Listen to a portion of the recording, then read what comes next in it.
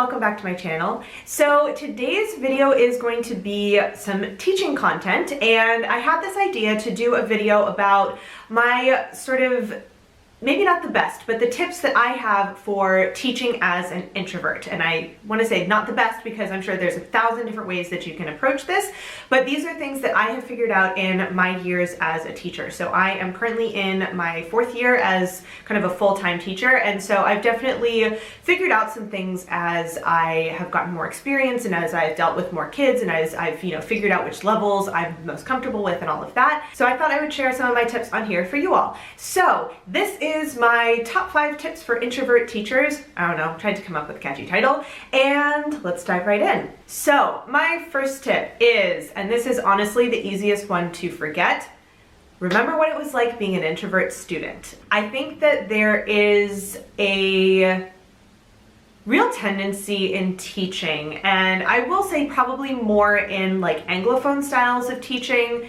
I never went to school as a French student in a French system, so I don't know exactly if that might be more conducive for introvert students, but I know that being a student in the US, it was really tough to be an introvert because a lot of the approach is really sort of predicated around this idea that group work is good and like working together is good and all of this, and it requires participating and being an extrovert and like all of that kind of stuff. And I am going to include this just because I, in my classroom, basically use this sort of Anglophone approach to teaching languages because that's what I know and because it honestly is super helpful for learning a language. Like you can, but it's really hard to learn a language and actually be able to speak it if you don't actually participate or speak in class. And so one of the things that I really had to struggle with was getting into teacher brain and going, okay, the kids need to be participating, we need to do group work and all of this, and forgetting at times to take a step back and remember how much I hated always having to do group work as an introvert. Now, if I was in a class with my friends and I could work with my friends, fine. Like that obviously was not an issue. But if I was in a class and I didn't really know anybody and I was forced to do extroverty kind of activities, that was terrible. It was a nightmare. So I have a couple of things that I try and do to not forget my introvert students. And again, this isn't going to be all of the time because as a language teacher, like honestly, sometimes you just gotta suck it up and do it. But there are a couple of things I do try and do to sort of cater more towards my introvert students. So for example, I do not always have the kids do group work, especially in terms of final projects. I very frequently will have kids do individual work. And of course, all the introverts are crying over here because they hate doing individual work. I mean, not always, but a lot of times. And so I do definitely have kids who are like, oh no, but can we work together? No. Sometimes we're going to have individual work. Sometimes we are going to have group work, but even with group work, there is frequently some kind of a choice in terms of the preparation where they can either prepare as a group or they can work by themselves. I also will do for certain types of activities, and it's more conducive with certain activities than with others. So for example, written assignments I frequently will have as individual work just because it's so easy for one student to kind of take over and do everything, whereas if it's going to be something like an oral presentation, I might give the option that either you choose to do it by yourself, so introverts are happy, or you can work with a partner. And so extroverts are happy because they get to work with somebody. So that is something that I try and do is kind of give options when it's possible to either have a yes, I can work alone, or yes, I can work with somebody. And then I will have a couple of things where I impose like, no, you really have to work alone for this, or no, you really do have to work on a group for this, to kind of have a mix of all types of activities. I also will have, for example, pair work in class. I will sometimes say you need to work with the person sitting next to you in a class where they're not sitting next to their friends. Obviously, this might be a little bit more difficult, and so sometimes I will give them the option to work with a partner, but they can move and choose their partner. I will sometimes let them work in groups of 3. Sometimes I'll let them work by themselves. So I do try and vary that and not always impose group work. Sometimes it's necessary, but I do try and have kind of a variety of activities. So one of the other things that I do is, as a language teacher, I know how important it is for kids to actually participate in class. So I have a couple of things that I do when I approach class participation. So one, very rarely will I cold call someone. So I will typically ask for volunteers when we are asking for, answers to a question or whatever. I will ask for volunteers and I will pick someone whose hand is up, because there was absolutely nothing that I hated more than knowing the answer but not feeling comfortable responding, or not knowing the answer and not wanting to respond and being called on. I will, however, say that every once in a while, if I have a kid who is just not paying attention and I know he's not paying attention, it is frequently the guys, but it's not always, so maybe she's not paying attention, and I will kind of call them and say, do you know what we're talking about? Kind of give them the deer on the headlights, and then I'll move on and I'll ask somebody else for the answer. Just as typically it'll be like the third or the fourth time that I've asked them to pay attention that I'll finally cold call them. But as a rule, I don't cold call kids in class. I do ask for volunteers, and I do pick somebody who did volunteer. The other thing is, I do have a participation grade in my classes, and I've done this since my student teaching year, I think, actually, and I find in general it works pretty well. So when I say a participation grade, I mean, did you raise your hand and answer a question in class? Did you raise your hand and come up to the board and write something? So some of my kids who are not comfortable speaking, they will volunteer to come up and write something on the board. I also will give participation points where if we did group work, say we're reading this text and you're answering the questions with your friends, I will, if everybody is working, I will give participation points for that. When we have, for example, preparation days for our final projects, they will get participation points for that. And what I have found is so first, the kids know that they have multiple ways that they can participate in class. It is not only raising your hand and answering a question. That does count for a lot of it, but it's not the only way that they can participate. So they know that they've got a couple of different ways that they can participate, and they can kind of choose. They know that they have this grade. They've known, since the beginning of the year. They know it's a new grade every trimester, and I do remind them. So for example, at the beginning of a new trimester, I will say, okay, does anybody know the answer to this? And I will just remind you that we're in a new trimester, so points start up again, so that they kind of remember that this is something that they have to do. I will also do a check-in at the midpoint of the trimester and tell them how many points they have. This is not a surprise grade in any way, shape, or form. I want them all to get a good grade for this. And so I will try and give them as many opportunities as I can. I do try and count as many different types of activities as a way to participate in class. And what I have found over the years is that the kids who are already going to participate a ton, they get between 40 and 80 points. They still get the same grade. They get 100 out of, so 20 out of 20 here in France. They still get a really good grade, but I just know that they really participate. And so when I'm doing comments on their report cards, I make sure and I say the student really participated well. For the kids who are kind of, we'll say, a little bit lazy about participating, so this is going to be kids who maybe work but know that there's going to be these 5 kids who really want to participate and they just kind of let it happen, it will actually push those kids to participate more in class because they know they've got a grade that they have to kind of keep up with. For the kids who are super shy and absolutely nothing short of literally forcing them to participate is going to make them participate, the thing I do for them is this grade is only a half coefficient, which basically means it's got a really low weight in their average. And so it will affect their grade in the sense that if they have an 18 and their grade isn't super good, it'll drop them down a little bit, but it's no more than a point, probably closer to half a point, that it'll change their grade. And that's just so that they know oh, if I had wanted to participate more, I still have a good grade, but I could have had a better grade. Also, I try really hard to make sure that in the different activities that I'm doing, they are still working in class. And so even if they aren't going above and beyond to participate orally, because it is kind of an oral participation grade, in addition to just kind of general participation, I do try and make sure that if they work, they're going to get at least a passing grade. If they don't work and they don't participate, that's where things get a little bit dicier, where they might not actually get a passing grade for this. But again, it's not really, it isn't a huge part of their grade. And so even if they don't participate very much, it's not going to tank their average. So that's kind of one of the ways that I use participation as a motivator for kids who would really just kind of rest on their laurels and let everybody else participate. It does get them participating. And it's a way to kind of motivate kids as they get more comfortable comfortable in the class, honestly, most of my shy kids do start participating throughout the year. And so I tend to be really nice the first trimester as they're getting to know me, as they're getting to know the rest of the kids in the class.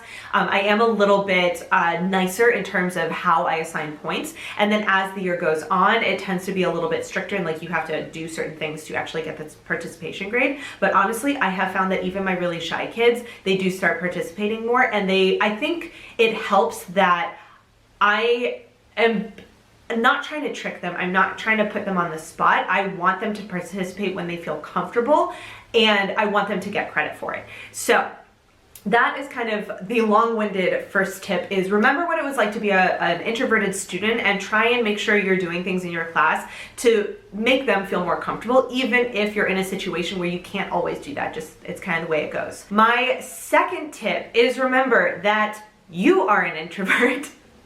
Because it is really easy to fall into this, oh, I'm a teacher, I have to be on and I have to be really extroverted. You know, you can't like not talk to your kids, obviously. You have to actually like give class. But one of the things that I do is I know who I am as a person, and when I step into my classroom, that does not change. So I try as much as I can to lean into that when I am preparing my lessons and when I am teaching. So what that means for me is I am what I would consider a loud introvert, which means that I have this side of my personality where I'm loud and I gesticulate and I speak loudly. My kids, it drives them nuts because I will call for attention and they're like, oh my gosh, what just happened? But I use that side of my personality. That's what I really bring to the fore when I am teaching. And that works for me because I naturally am a loud person around people that I'm comfortable with. It does, however, require a lot more energy. And so what this then kind of translates to for me is I am not going to have the same relationship with my kids that an extroverted teacher is going to have, right? I am not going to be buddy-buddy with all of my students. That's just not who I am. I don't have a lot of friends in real life because that's just not who I am as a person. And so I'm not going to be the teacher that, you know, all of the kids are going to come and like tell me all their problems or whatever. Like that's just not my role. However, one of the things that I do kind of play up is I am loud and I would say I'm pretty friendly. And so I'm going to be the teacher that as I walk through the halls, a lot of times my kids will say hi to me. Because I make a point when my kids come in, you know, I say, you know, hello, good morning, or good afternoon. And then when they leave, say, you know, have a nice day, have a nice weekend, and all of that kind of stuff. And that's something that I do consistently in all of my classes, with all of my classes. And I try to do, you know, as groups of kids are leaving, it's not like I do one kind of goodbye to everyone or one hello to everybody. I say hello as everybody is coming in. And so that's something that it really doesn't cost me that much energy, but it is something that I feel like really helps in terms of rapport with my class, because I know that I'm not going to have that buddy-buddy relationship, but I am going to be friendly and like welcoming when kids come into my class. And so I have a couple of kids who are going to make the effort and they're going to come and talk to me, and I will never shut them down, but I know it's not going to be a lot of the kids. I don't know if that really makes sense, but you know what I mean? Like I am going to lean into the aspects of my sort of extroverted side, my loud side, when I'm teaching that are, I guess, a little bit more superficial in the sense that I will say hello and goodbye and all of that kind of stuff. And I make sure that I'm always like, I try as hard as possible to always like put on a smile. I would say most people, if you were to see me in my school, you would think I'm a pretty happy, like smiley kind of person, because that is just I usually am like that anyway. And I kind of save like my tired side is going to be when I get home. And it does mean that in certain instances, I do have to expend more energy in order to make sure that that is forefront when I'm dealing with my kids. But I feel like that's important, because if I had an introvert day where I was just like, oh my gosh, I don't want to talk to people, I can't do that in front of my students. You know what I mean? Like, I have to save that for when I'm at home. And so on the other hand, I spend a lot of time by myself at home. That's just who I am as a person, but especially as a teacher, that means that during the school week, and of course, this is more specifically related to non-COVID times, but normally when we are not on lockdown or expected to, you know, social distance and all of that kind of stuff, even normally, I really don't do social activities during the school week. I will do something on the weekend. I will do a lot more in the summer or over my school holidays, for example, but my evenings are sacred. I almost never do social things in the evenings because that is my time to come home and be quiet and recharge. And I have the things that I know I do in order to kind of recharge my batteries. And one of those is I want silence. And silence in the sense of I don't want to have to carry on a conversation with another human being. I can listen to music, I can watch TV, I can do that kind of stuff, but I don't want to have to tap into that part of my brain that has to carry on a conversation with people in the evenings when I get home from work. And so I schedule my life in that way so that when I'm at school, I am on, I'm there for my kids, I'm friendly with my colleagues and I talk to them and all of that. And when I come home, I am off. I don't want to be doing that. And so, especially if you follow me on social media, for example, you will notice that during the week, I tend to not be on my stories very much because that is going to be the time when I'm home, I want to just kind of be in my own little bubble. And that way, I'm able to kind of maintain my energy throughout the week. And then on the weekends, I really try and do things that are going to make me happy. So that's actually my third tip is boundaries. Knowing what my boundaries are, and for me as an introvert, that's definitely going to include some things to do with how I function with my kids versus when I'm at home, but it also has to do with how I approach my schoolwork. For me, boundaries look like when I come home in the evening, especially on days when I come home at 5 o'clock or 6 o'clock, I don't work in the evening. Unless there is something absolutely urgent that cannot be put off, I don't work in the evening.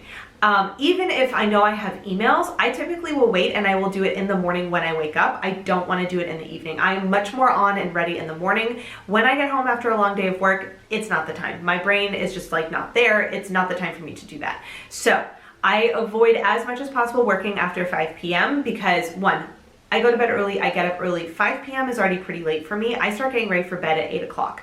That I only have 3 hours of downtime, and after, between 4 and 7 hours of classes during the day, I need that downtime. The other thing is, as much as possible, I avoid working on the weekends. So that time is for me to catch up on all my household stuff. It's for me to do sewing or do some kind of a personal project. It's for me to, see friends in times when we're allowed to see friends.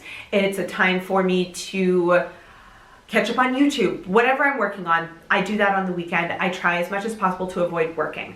That does mean that when I have off periods during the work week, I try to work on, getting grading done. I try to work on getting my stuff prepped. On Friday mornings, that is kind of dedicated work time for me. I go in either at 11 or at 12, and so I take the morning and I don't do anything kind of like personal projects. I do work stuff on Friday morning. Now, that does mean that if I am strict about my boundaries, I don't have a lot of extra hours to do work because I'm in class for a lot. I have about 20 to 21 hours of class during the day, and I have certain days. For example, on Wednesday, I have 7 classes and I only have 2 off periods. One of those off periods is for me to eat lunch, and the other off period is usually for me to rest and recuperate from the previous 5 hours of classes that I just did. So there are some days where I don't actually get a lot of extra work done, even though I technically have time. It's off periods where I could work on that. And so I do know that I will be working during my school holidays. That's just a fact. I'm not going to get everything done, and in order for me to maintain some sense of balance and some sense of not burning out in my life, I know that I'm going to have to work between 9 and 16 hours during my school holidays, which I have 2 weeks off spread out over those 2 weeks. It's actually not that bad, but I know I have to do it. So those boundaries are really, really important for me. And when things start backing up, that's when I start reaching burnout, because I'm definitely one of those people where I have a very fine line where I don't have enough to do and I'm not effective, and I have too much to do and I'm completely overwhelmed. And when I reach overwhelm, I just shut down. I do not get stuff done. Obviously I do get my classes prepped and all of that. I do kind of the bare minimum, but the rest of the stuff I need to do is what gets pushed to the wayside. So it's really important for me, and it's also very difficult for me to kind of maintain that sense of balance and still get all the work done that I need to get done. So I'm still working on it. It's still a work in progress, but boundaries are definitely helping me manage that a little bit better. And I think this is the first year that I've really put those boundaries in place and tried to really systematically respect them. And it has made a huge difference. February was a bit of a fluke. Things got away from me. But in general this year, I do feel like I've been less close to burnout than I have in previous years. So that's good. Tip number 4. Ask for help. This honestly pertains to both extrovert and introvert teachers, but as an introvert, I sometimes find it very difficult to ask for help. And so when I say ask for help, I mean take your time and try and find people that you click with and ask them for help. It is very easy in a school to show up as the new teacher and to either have people say, oh yeah, let me know if you need any help, I'd be happy to. And when you actually go and you ask them for help, they don't have time. And that's fine, everyone's got their stuff, like whatever, but you have to kind of sort through the people who will say, oh yeah, ask me for help at any time, but can't actually follow through with it, and the people who actually will. And so, for example, I had colleagues when I joined my school, when I came to my school for the first time, who were maybe not the most like gregarious and outgoing of teachers, but if I was like, oh, I have a question about this, and they're like, yeah, absolutely, like what do you want to talk about? And they would actually give me help when I asked for it. And of course, there's always a time and a place, you know, sometimes you're going to be busy, sometimes you're going to have other stuff that you have to work on, and that's fine. But I found that it was really, really helpful for me to find people who had a similar approach to me and ask them for help. So say my first year, I kind of cast a wide net, and I'd say, you know, I'm having a problem with this, and and kind of whoever was in the teaching lounge, I'd see what kind of feedback I was getting, and then I would kind of sift through that. So for example, there's a really lovely teacher that I worked with my first like 2 years, and then she retired, and I would ask her for help as well. But what I noticed is that what she would tell me in terms of help didn't actually like match my style as a teacher or just as a human. And so I, you know, started out asking her for help, and she was always really willing to give me help, but I then had to kind of sort through the information she gave me and realize, because, you know, she'd give me that, I'm like, okay, yeah, I need to do that, especially like with discipline stuff. Oh yeah, I need to do that. And then I would get into class and realize that I couldn't actually implement that because it just went against everything I was as a human being. Not to say that what she was doing was wrong, just like it didn't mesh with my personality. And so over time, I figured out how to weed through, when I ask somebody for help, how to weed through what is actually helpful information for me. Not that it's not helpful in general, but what can I actually realistically implement, and also knowing who to ask. So kind of finding your people that, you know, like if I ask them this question, they're going to give me advice and I'm going to be able to actually deal with it. Cool. Those are going to be my go-to people. It took a while, but I now know that I have a core group of people that if I have something that comes up, I'm going to first ask them. And if I feel like I still need some help, then I'm going to cast a wider net. But it really does help I feel like as an introvert, it really does help me to know that just as with friends, I'm not going to have 10 friends. I'm going to have 2 or 3 really close friends. When I'm talking to people and asking for help, I'm really going to focus on those 2 or 3 people that have kind of an approach that meshes with mine, or who I know are going to listen and try and give me feedback, and who are going to give me multiple options, but I'm not going to ask 10 people. And I feel like maybe if you're an extrovert, you're going to be more likely to cast a wider net. I don't actually know. I mean, honestly, these pieces of advice might be applicable to both introverts and extroverts, but I don't actually know, so I'm kind of presenting it as an introvert thing. So going on with this is tip 5, offer help. Because, you know, you're not always going to be the new person, and you're not going to be the new person sooner than you think. So even if you've only been teaching for 2 or 3 years, you can still offer help to people. And I have found that, you know, when we get new teachers in at our school, I've actually kind of become, excuse you, fly buzzing around my head. I've actually kind of become one of the go-to people just in terms of organization, because people have realized that I'm kind of organized. And one of the things that I try and do is, just because I'm an introvert and I don't necessarily want to always be talking to people, I try to make it clear that if anyone has questions or if they want to ask for help, like I'm there, and I try and make time to actually respond and give people help. And one of the ways that I kind of indicate that, because I'm not necessarily just going to go up to you and be like, oh, so how are things going? Do you need any help or whatever?